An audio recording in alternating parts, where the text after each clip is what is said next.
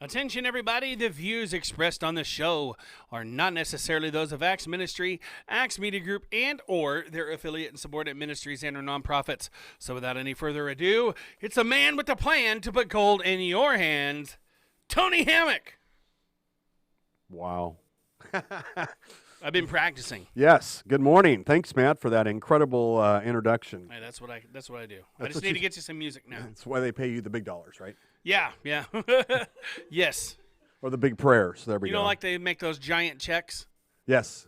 Well, I had them print out some dollar bills like that. So Oh. I do literally make the big bucks. Oh, wow. Well, It's- more power to you. It's really hard to find a wallet that'll fit in, though. Yeah. Well, that's what we're going to go to digital currency. Digital currency. There we go.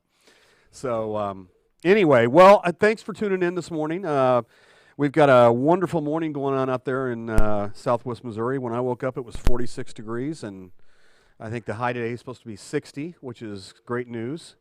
So we got a couple of days in a row, I think, of some good stuff out there. But I'm not the weatherman, so I am not going to spend too much time on the weather. We have had quite a week since we last aired, and last week the stock market was very volatile. I think it lost something like over 4,000 points, something like 12% of its value. And then this week, Monday, it opened up, going up 1,200 points. Then yesterday it was down 800 or something outrageous. And I think this morning it opened up at 600. We'll find out here exactly in a moment when I get to my phone and stuff like that. But Now, is that a typical? That's not a typical drop or raise. no, none of those were typical. It's just there's just so much volatility right now, and a lot of it has to do with several factors. It's almost getting to the point where it's like a perfect storm. You think the coronavirus might have something to do with that? Oh, last week was definitely coronavirus inspired, because as we've talked about a couple times before on other shows, there's a ripple effect based on the effects and the different things that the coronavirus is creating. I mean, for example, in China, they had factories that were shut down for like 3 weeks. So, if those factories weren't making their widgets, let's call it, or, whatever it is they make to get into the supply chain, wherever they were going, those factories and companies are going to be pretty much out of commission for 3 weeks to catch up. So it's just this ripple effect through the global economy. And, the good news is we have a global economy, and we've been really talking about that for 15, 20 years. And, some of my favorite mutual funds and investments are global companies and international funds and things like that. But boy, I tell you what, when something like this happens, it's a big impact for everybody, and or has a big impact for everybody and stuff. So last week we had that volatility, mainly because of the fear of the coronavirus. One thing that was interesting yesterday was that Jay Powell had an emergency announcement for the Fed that they were lowering the interest rates by 50 basis points. And I mean, we could probably spend the whole show talking about how that came to be and what the impact is and all this kind of stuff. But, I mean, I'm 62 years old now, and I cannot remember in my past, at least off the top of my head, a time where there was an emergency announcement by the Fed chair. I'm sure back maybe when Carter was in office, or maybe even 71 when Nixon took the dollar off the gold standard and stuff like that. I'd have to go back to my history books to find out. But I mean, for him to make an emergency announcement and then to add salt to the wound, so to speak, we had the markets go down after the announcement. You would have thought lowering the interest rates by 50 basis points, the market would have gone crazy up. But instead, it went straight down, and I think that just baffled everybody. And, there's just a lot of different things in motion. You've got the coronavirus scare. You've got the debt scare. I checked yesterday, and I've told you all before that you can go to debtclock.org. In fact, let me do it real quick here, and I'll tell you the exact number as we're speaking, or I'm speaking. Go ahead. Debtclock.org. DEB is in Bob, T is in Thomas, CLOCK.org. Debtclock.org. Actually, add US to the front of it. So usdebtclock.org. usdebtclock.org. And right now, as we speak, our U.S. national debt is $23,402,222,985,000. Ooh. I mean, Matt, look. What was that? Let me that see. top number. See how fast it's moving? Oh, wow. That's trillions, right? See the very top one? Yeah. 23,402,233,000 and climbing. That's our debt right now. It's so climbing up and down, up and down. Well, so you got that plus the coronavirus plus the the tariffs, the little trade war that Trump started prior to a lot of this even becoming news, and then you've got the fact that it's an election year, and we know that Biden, it sounds like, had a nice Super Tuesday yesterday, and looks to be all of a sudden the front runner for the Democrats, and that's another reason why people are speculating the market, opened up so much today and stuff. So, I guess when you look at it, that's all news, and that's all stuff that I can report to you and stuff. I mean, the key thing is what do you do with it, And I think one of the things you want to do with it is you want to make sure you've got some gold and silver. If you don't have gold and silver somewhere in your world, in your safe deposit box, preferably not there, but as a last resort, in your safe at home, under the mattress, in a coffee can, buried in the backyard, wherever you want to keep something that you don't want anybody to have, you need to get some gold and silver. And, that just would allow you that insurance policy, I guess you'd call it, that if something should happen to where all of a sudden the reason for this emergency Fed announcement was something more dire than I've said or that we know. Because trust me, we don't know everything. I mean, that's one of the things I found out back in 1983 when I got in the financial services business is a lot of the information we don't even get as civilians. Some of it is so high up and controlled that, it's just not something we're privy to and stuff. So I think one of the things you want to do is you want to have some gold and silver. And I'm not saying, sell everything and buy all gold or something like that. But if you don't have 5 to 10% in precious metals right now, it'd be a wise idea to add some. If you've got 5 or 10, stay the course. If you feel like we're going someplace, negative, even more so than what some of the talking heads on TV say, then add to your position. I would do it very strategically because right now gold is, up over $1,600 an ounce. And, there's profit takers and speculators that will make that volatile too. I mean, at one point last week, I think it touched $1,700 an ounce. And then all of a sudden on Friday, if you were paying attention like I do, gold was down like, I think 3% in one day. That's a huge drop in one day. And people were like, okay, the market was down 4,000 points. Why is gold down? And the reason why is when you have a mass decrease in the markets, a lot of these big players, and I guess common folk too, but it really has more of an impact when you're talking about the top 2% that control probably 99% of the equity that's out there. But all of a sudden they start getting margin calls. Because a lot of these folks that are pretty savvy traders, what they do is they buy and sell on margin. So in other words, let's say they've got $1 million, and instead of buying $1 million of XYZ stock, they go on margin and they can buy $2 million of XYZ stock because they're thinking it's going to go up and they'll benefit from using somebody else's money. Margin is basically taking a loan. Well, if all of a sudden XYZ stock plummets to where it's below even the original purchase price, guess what?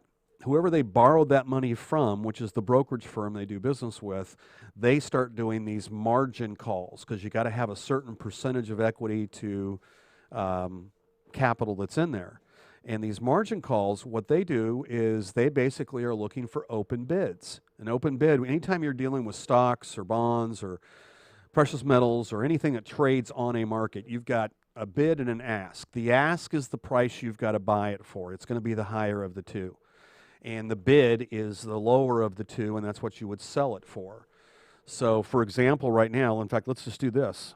Let's do this. Let's go to,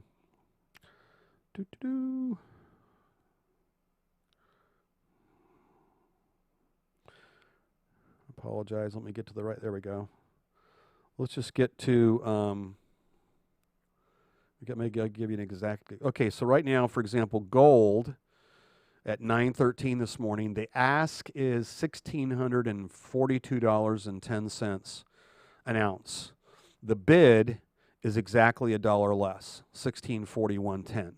So these folks that are trying to meet the margin calls, they go through and they look at all the open bids that account has, and if they've got precious metals on the account, guess what? Boom, they get sold. So even though the market was down so much last week, for most of the week last week, the first 4 days, gold and silver both went up.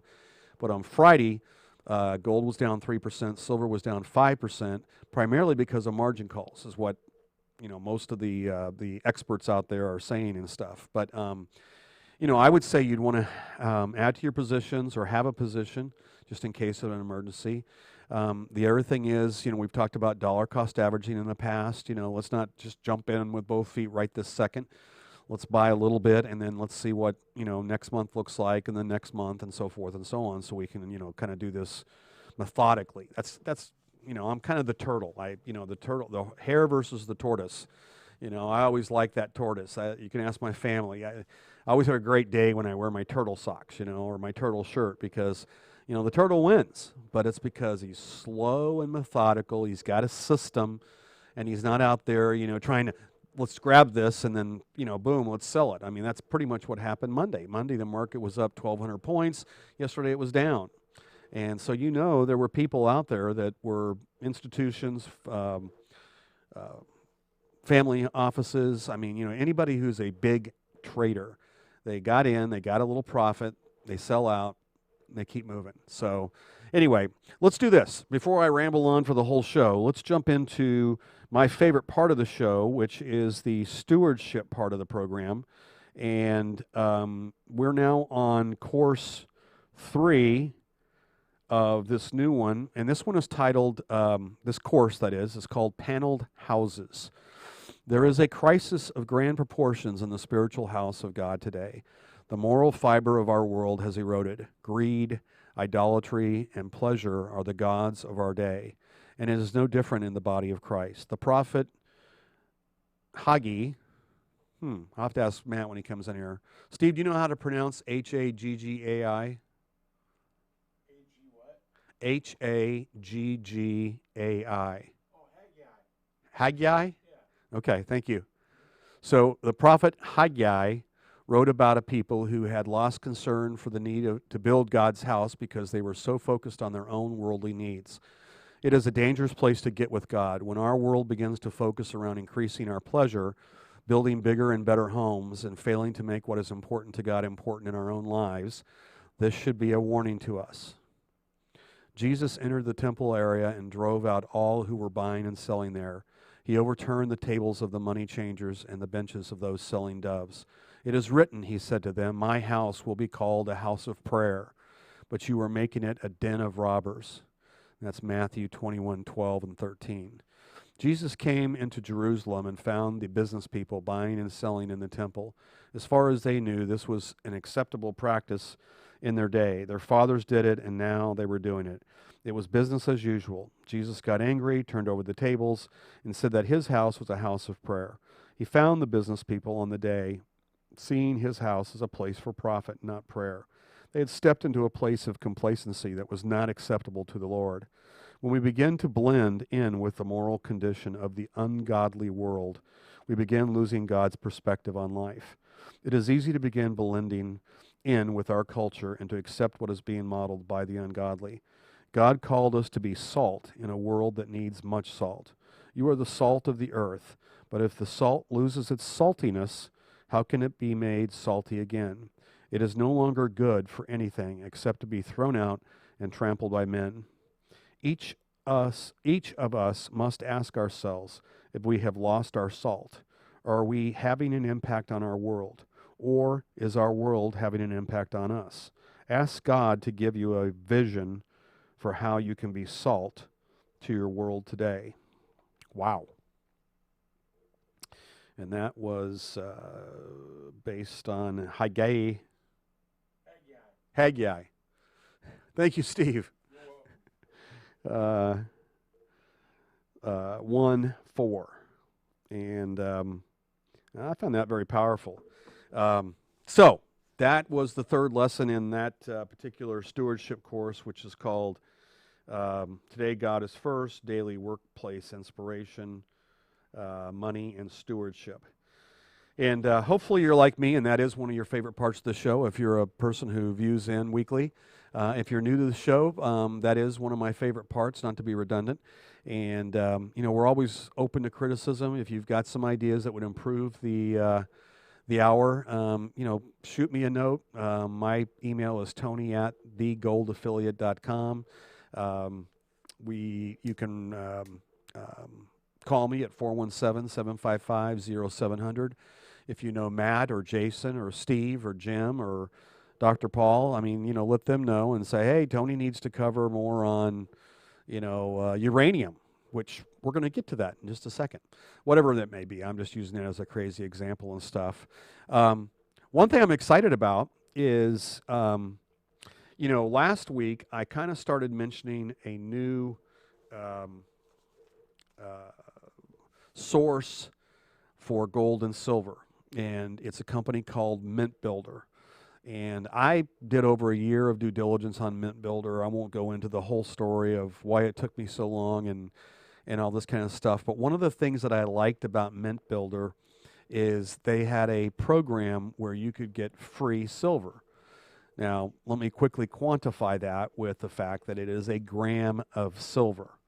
So, for example, right now, if you looked at the market, you would find that a gram of silver is about 55 cents. So it's not like you're going to, get rich off this. In fact, let me just give you an exact price as we speak. Silver right now, a gram is 55 cents.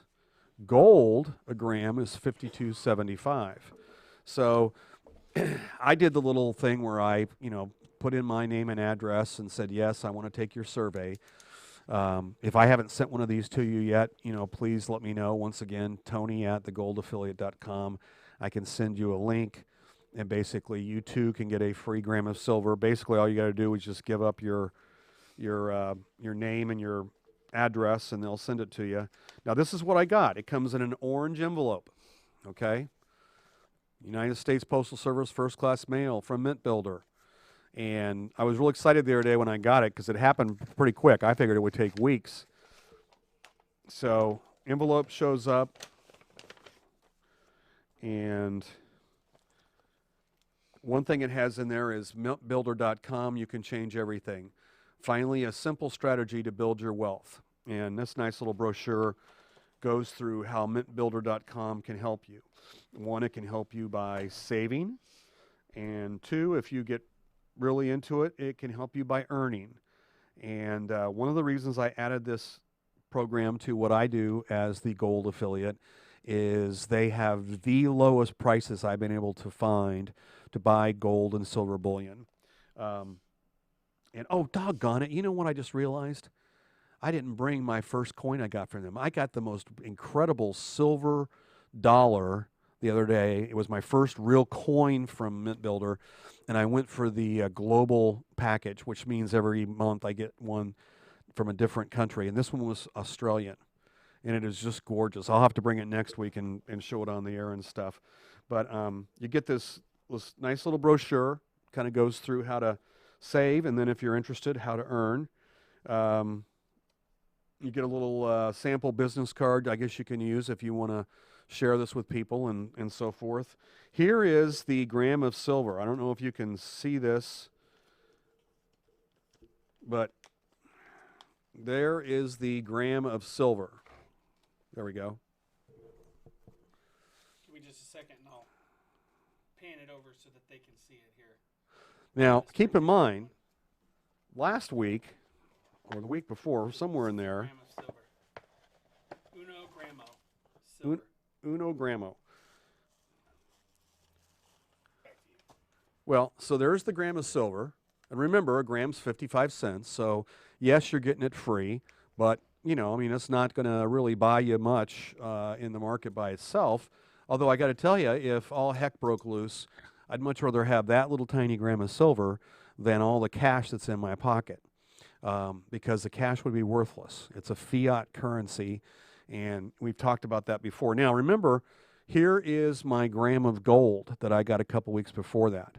And this is from the Perth Mint in Australia. And, you know, let me stress, I'm just showing these smallest amounts of grams because I realize not everybody in our viewing audience, you know, can put $700,000 into gold and silver. I mean, you know, let's face it, some people can't make their paychecks stretch to, you know, last the month. There's too much month left at the end of the paycheck.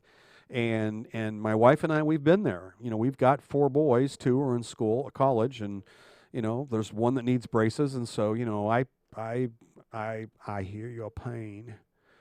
That was my Bill Clinton. I hear your pain. No, I'm not doing it good. I can't do it.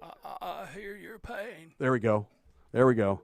So, anyway, I digress. I apologize. But so you've got these grams that you can bet. Now, you can, through some of these sources that I've covered in the show over the last couple months, you know, we can go in and buy ounces. We can buy, you know, large amounts of bullion. I've got one customer right now that's on the verge of doing a $10 million transaction. I've got another one that's finalizing a $770,000 transaction. So, you know, we're capable with some of the sources I work with, like National Gold Consultants and Ryan Long up there in Minnesota, of handling, you know, the high net worth cases also. So, you know, if you've got an interest, give me a shout and stuff. But here's the thing I want to bring up, because this is really part of why this is so important. If you did the math, what did I just say? I said that an ounce, or excuse me, I stand corrected. A gram of silver is 55 cents, right? And a gram of gold is 52.75, I think it was. $52, yes. Yeah, thank you, Matt. So we have Matt here. He keeps me on track. It's my job. That's yep. what I do. Thank you. But do the math. That's about 100 times more. Now, if you do the actual division of an ounce of silver into an ounce of gold, right now it's about 95 to 1. In other words, you take the price of the ounce of silver and divide it into the price of the ounce of gold. And let me give you those prices right now as we speak. We're on the edge of our seats. Yes, as well you should be. Okay, so gold is 1639 and silver is 1719. Actually, it's 1639.30. So 1719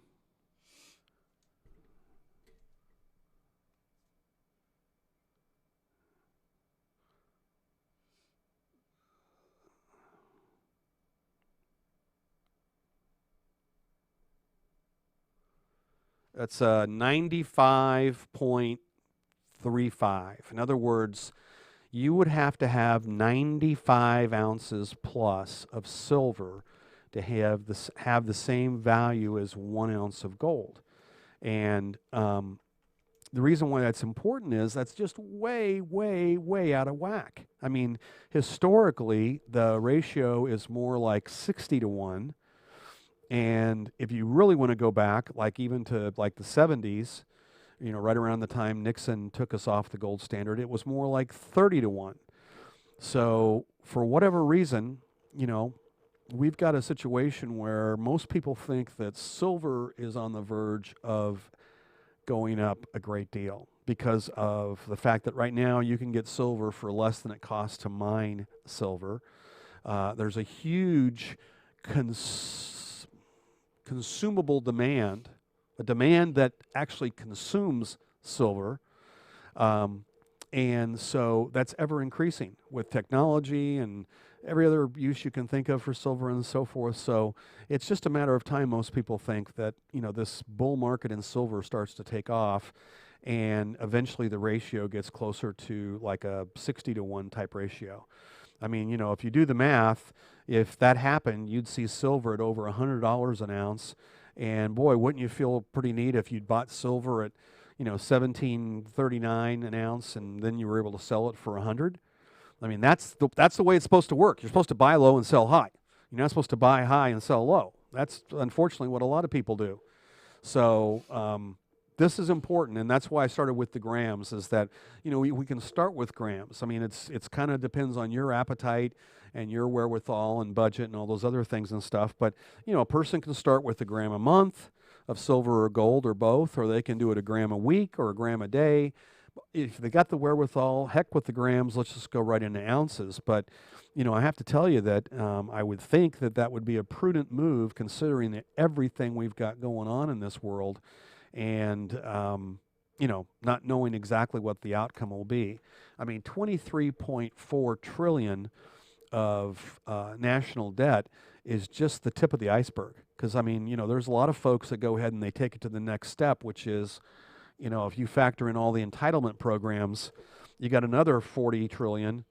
And then if you start factoring in the other countries in the world, we've got close to, I've seen numbers as high as 188 trillion globally. That is the global debt. And so there's not really going to be a safe haven unless they figure out what to do to make this go away or change. Anyway, I'm not trying to be, Chicken Little and the sky is falling, but I am trying to acknowledge that we've got some really interesting things happening, especially the catalyst yesterday being this emergency announcement by Jay Powell at the Fed. Let's do this. Let's jump into the other prices real quick. Oh, you know what? Before I do that, this is a great point. Let's see if the golden microphone is anywhere in the studio. It is. It's right over there on the table. Oh, there it is. It's attached to a cord right now, so I can't. Oh, we don't need it because you're right here. That's right. I am. I'm right here. I don't have any gold to hold up in the air. Let me borrow your gold. Better keep that. Excuse me. Now that right there is actually so that you'll always have a bit of actual gold with you at all times in case something happens. Exactly. It's always good to have a little gold. I don't even have gold teeth. Anyways, I should though. Hey everybody, Matt here. I hope you're enjoying Tony's show, The New Gold Standard. Now, today's show is brought to you by none other than Natural Solution Store.bz. That's right, Natural Solution Store.bz. That being said, let me ask you a question. Do you feel lethargic? Do you feel bloated? Do you have weight gain? Do you smoke? Do you regularly consume alcohol? Well, you may need a liver support supplement. Easy and gentle, only 2 capsules per day. No handful of horse pills here like some of the other brands. Now, you should gradually feel an increase in energy, better overall health, and improved mental clarity. Who would have thought the liver has something to do with that? Cleans your system out, folks. It needs to be done. Rapidly repair, protect, and detoxify. Now, regular exposure to environmental toxins such as cigarette smoke, alcohol, poor diet, medications, and working in polluted spaces can overwork your liver. Common symptoms of an overworked liver usually include, like I mentioned, lethargy, however you want to say it, tomato, feeling bloated, weight gain, low immunity, insomnia, and emotional outbursts. I can't take it anymore! And a digestive upset. Liver Cleanse can help you to bring your liver back into balance by providing effective cleansing and aids to restore nutrients that are depleted. So if any of this applies to you, go online, check it out, naturalsolutionstore.bz. Back to you, Tony. Thank you, Matt. That was Do you like my emotional outburst? I did. That was zesty. Looked a little startled there for a second. Oh, well, it woke me up. Yeah, that's for sure. Yeah. So we were just getting ready to get into price. Thank you, by the way. You're welcome. Thank you. And that's online. They can do that 24/7, right? Absolutely. Yep. They also take Bitcoin. Ooh. I don't know what else they take. Other they take credit card, Bitcoin, and it is very safe and secure. Okay. So. Well, so gold as we speak now, this is at 922, is 16.39 and 30 cents. Silver is $17.19. Platinum is 872. Palladium is 2,521, and rhodium is 11,400. Now remember, those are the precious metals, and those are all per ounce.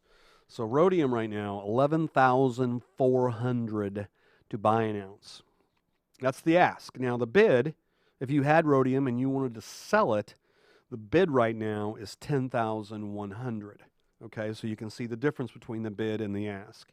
If you get into the base metals, copper is $2.56 a pound. Now we switch to pounds now. Nickel is $5.67. Aluminum is 78 cents. Zinc is 89 cents. Lead is 85 cents. Uranium is $24.70. And I will tell you, I'm seeing some interesting articles about uranium as far as 2020 goes. So, you know, if somebody was a little bit of a speculator, you might take a look at what happens with uranium here as the year goes on. Crude oil took a bath last week. I mean, you know, when this all hit, I mean, it got down below $50 a barrel pretty quick, and it kept going. It's the lowest it's been in a long, long time. Now, today it's up 76 cents a barrel. It's back up to $47.94. And, you know, I think I kind of mentioned this last week. You know, part of that is I got to think the supply and demand. With this coronavirus scare, a lot of people are saying, I'm not going anywhere. I'm not going out. I'm not going on a plane. I'm not going on a cruise. And those all use, you know, vast amounts of energy to, you know, work their aircraft and their vessels and stuff. So $47.94 a barrel. The Dow, as we speak, is up 384 points. Remember, I told you it was supposed to open up, I thought, 600. I wasn't watching it because we were just getting ready to start the show. But the price right now, or the average right now for the Dow Jones Industrial Average is 26,302. So, you know, it's very, very volatile out there. It has all these different forces kind of push and shove, trying to figure out, you know, which direction they're going and so forth. You know, all I can tell you is if you've got a plan, stay the course, you know, dollar cost average, systematic. Think of it. If you had been dollar cost averaging into a good mutual fund, not that we're selling mutual funds here today, but just if you had been, last week, you know, a lot of people were like despondent. Oh my gosh, the market's down 4,000 points. Oh, my fund's down. In fact, I actually talked to somebody Saturday, a good friend of mine, and I asked him, I said, hey, how'd it go? And he goes, I'm down like $40,000. Well, you know, that is a negative piece of information. But on the flip side, if this particular person was able to dollar cost average into that account, either through a payroll systematic withdrawal or just on a disciplined approach where they're putting more money in, you know, month in, month out and so forth, what are they getting? Well, after last week, they're getting a lot more shares for that same amount of money that they put in every month, which is the neat little silver lining. See what I did there? To the dollar cost averaging strategy, because, you know, that would soften the blow, I guess you might say. In other words, you could be excited about the market going down because you're buying more shares. Anyway, I didn't want to get off on the weeds. One thing I forgot to mention, back to this packet of information from Mint Builder, when I was signing up to get the free gram of silver, there was an opportunity for a couple bucks, and I do mean just a couple dollars, to get the CD version of Robert Kiyosaki's Rich Dad, Poor Dad. And this is the #1 New York Times bestseller for a long time. Actually, let me see. This is The Business of the 21st Century. And so I guess this is actually his new one, but it's The Business of the 21st Century, Employee or Entrepreneur. Which would you rather be in the 21st century? And if you're familiar with Robert Kiyosaki, you know how good his teachings and his talks are. He's a multimillionaire investor, business owner, educator, speaker, and best-selling author of the Rich Dad, Poor Dad series. After retiring at the age of 47, he co-founded Cashflow Technologies and created the Rich Dad Company. The Rich Dad mission is one of education and empowerment. Knowledge is indeed power, and Rich Dad is committed to improving the awareness of and opportunities for improved financial literacy for adults and children around the world. And it says, for free resources, please go to thebusinessofthe21stcentury.com. And, you know, I mean, that kind of gets back to the heart and soul of this program, which is education. I mean, yeah, I'd be tickled if one of y'all called up or came in to see me or, you know, set up an appointment or something like that, and we got a chance to go over your situation and, you know, you added some gold or silver or, you know, something else to your portfolio. You know, I'd be tickled pink to help you. But I think when Jim Wining and I got our heads together on this, you know, the thought was the followers of Axe Ministry and, of course, you know, Axe Media Group need is all the education they can get. And, you know, I may not be the smartest guy in the world, but I have been in the service, financial services now, really since 1980. And, you know, so I've seen a lot of stuff go and come and go and highs and lows and all this kind of stuff. And, you know, sometimes I can see exactly, you know, what the situation is, and sometimes I can't. But I will tell you, because of the education, a person is more likely to make a good choice as compared to, you know, no choice. And really, if you're making no choice, that's still a choice, right? So anyway, that is The Business of the 21st Century by Robert Kiyosaki. Let's see what else is going on as far as the headlines here. In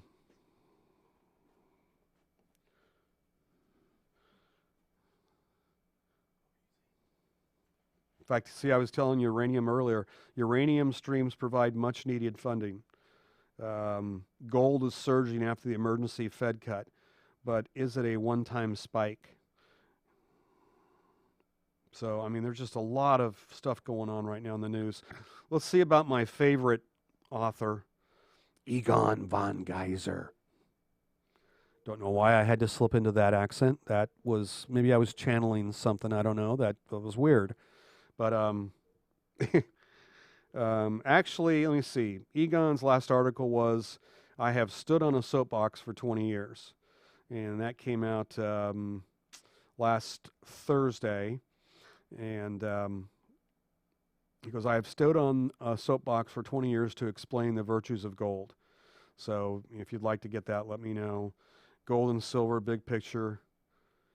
Nothing has changed. And oh, by the way, you know what? I post a lot of these on the Facebook page I have for the Gold Affiliate. So if you're into Facebook, you can go to the Gold Affiliate, and that is my page dedicated to the Gold Affiliate. And you know, you can check out the articles that I've posted over the last year. I try to add, you know, as many as come out that I think are newsworthy and stuff.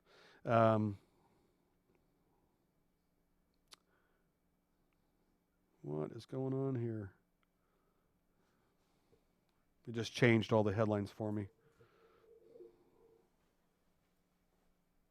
There we go. Forced March Towards the Reset. And this is a different author, Cyril Joubert. I love these names of these authors from this particular publication. He's got a very interesting article here on the reset. So those are definitely ones I would encourage you to tap into and read, and or if you don't know how to get to those, let me know and I can send you the link, and or you can go to the Gold Affiliate on Facebook and check it out. So you know, those are all very interesting things there as far as that goes. I guess what I would say is if I were a viewer, I would take and try and tune in weekly to the show. I would go to the Gold Affiliate on Facebook, and if you need some, you know, individual information, you know, feel free to reach out to me and ask for, you know, a time to speak, or, you know, the article or video or recording, whatever it may be and stuff, because there's just a plethora of information out there. and like we've said before, information is power, and that would help you all make those right decisions as we get to the next chapter in 2020 with all this stuff going on. I think that in the long run, those that have that kind of information will probably make the best decisions. And I know that if you had some gold and silver, it would, free you up to focus on some other things. I'm not a full-blown prepper at this moment, but I'm not saying that I haven't been thinking of it, as far as like, getting a generator and having it, in the garage in case something happens, and having some food stockpiled, some rations, so to speak, and obviously some water and stuff like that, because, there's just some really interesting things happening out there. And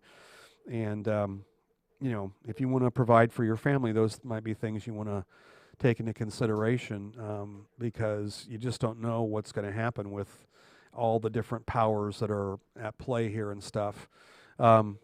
Anyway, Matt, I'm rambling at this point. You got any questions for me, or has any questions come in, or? No questions yet. Mary Gill said, "Good morning, dear family in Christ." I told her good morning back, and so far we had someone said hello to us on our YouTube channel. Yay! But as of right now, no questions yet. Okay. Because you're very thorough. Oh yes, very Sorry. thorough. Really, it's always a good time to invest, right? It's just investing in the right places. Well, the neat thing about money. Jay was asking if it's always a good time to invest, just just what you invest in. Well, thank you, because I couldn't tell if they could hear you just from this microphone or what. But, I think the thing is that I was explaining this to Luke, my 12-year-old, the other day. If you understand that money can work for you, then it's always a good time to invest. It's just, kind of looking at what's going on. You don't want to buy high and then end up selling low. And so therefore, I've always tried to be kind of a contrarian. For example, like right now, if we looked at what was trending, okay, it might be technology stocks. I'm just pulling this out of the air. I haven't looked, folks, but I'm just saying as an example. Let's say it was technology stocks, and that was trending. My inclination, knowing what I know, is I would stay the heck away, because that's being driven up, almost by a mob mentality. And at some point, the mob's going to turn. And since you don't have a control on the mob, then you might be what we call whipsawed. In fact, thank you, Jay. I was wanting to bring up the concept of whipsawing this morning. I thought about it yesterday and Monday and totally blacked out until God, it was almost like that was planned. Thank you. It actually wasn't planned. For those of you that wasn't sarcasm, that really was not planned. It was not planned. That was great. Well, and back to Jason's question, which is, is it a good time to invest and what to invest in? So in summary, yes, I think it's important to get your money to work. That's how the top 1% do it, is their assets are working for them 24/7. Some are working harder than others, but that way they're able to live that lifestyle, which means they don't have to have a job to go to, a job from 8 to 5 and 40 hours a week or 80 hours a week or 3 jobs a week, or whatever the case may be, that we were trying to do and stuff. But the contrarian part of my answer is that you kind of look at where's everybody else going, and go the opposite way. There's one chart, in fact, I'll bring it in next week, that I love. And if you can picture this, it's kind of like a big checkerboard.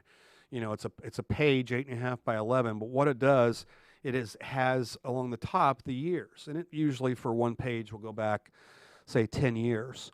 But then what it'll do is it shows all of the major sectors: emerging stocks, blue chips, mid caps, corporate bonds, government bonds, muni bonds. You name it. They've got a little colored square, and they'll go as far back as you want them to. But let's say they go back 10 years from now. And let me see, what would that have been? 2020, 2010. Let's just say that growth stocks were the number one performer in 2010. And I'll bring it in next week so we can actually see exactly what it was. excuse me, but if you follow growth stocks, usually after the year it's topped, the next year it's down towards the bottom.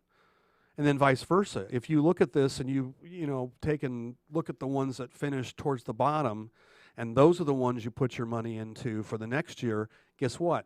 They start climbing up because they come in favor. I was at a conference one time where and this is going way back, probably 20 years ago at least, but there was a top mutual fund CEO at this conference, and they asked him, what was his strategy, because he was known for being, very, very successful with investing.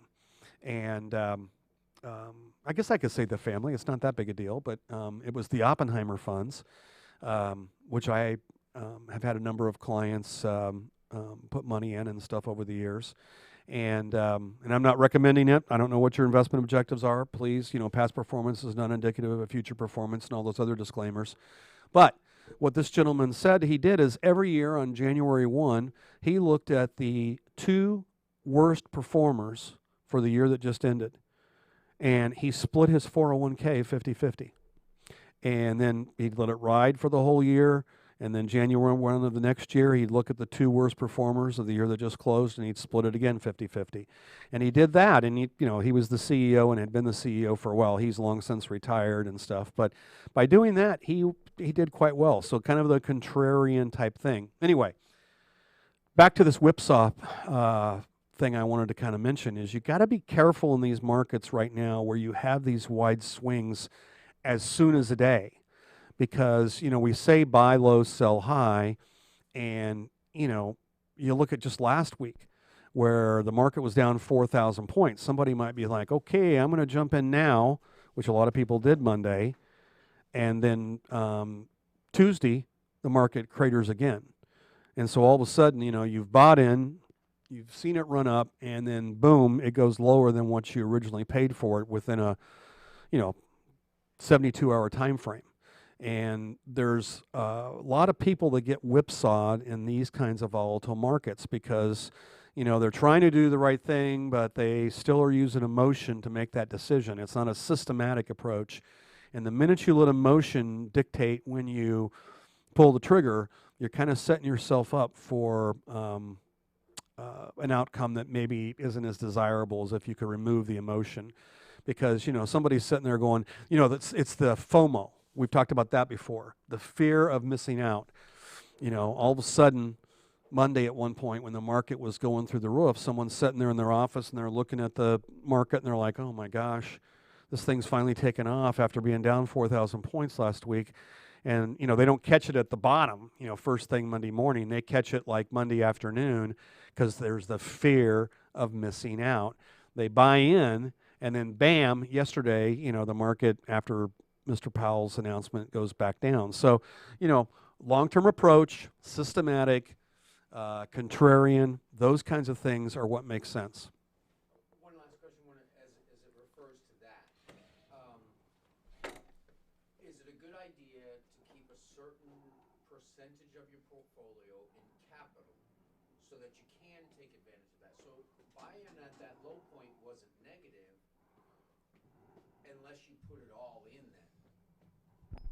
Well, I don't know if you could hear that. Jay was asking, is it smart?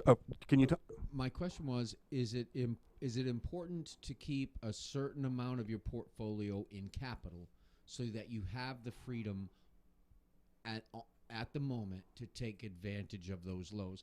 So the reason I thought was a person trying to predict the market, it's unpredictable, but there is a low point, that this point is lower than you've seen in a long time, so you invest then.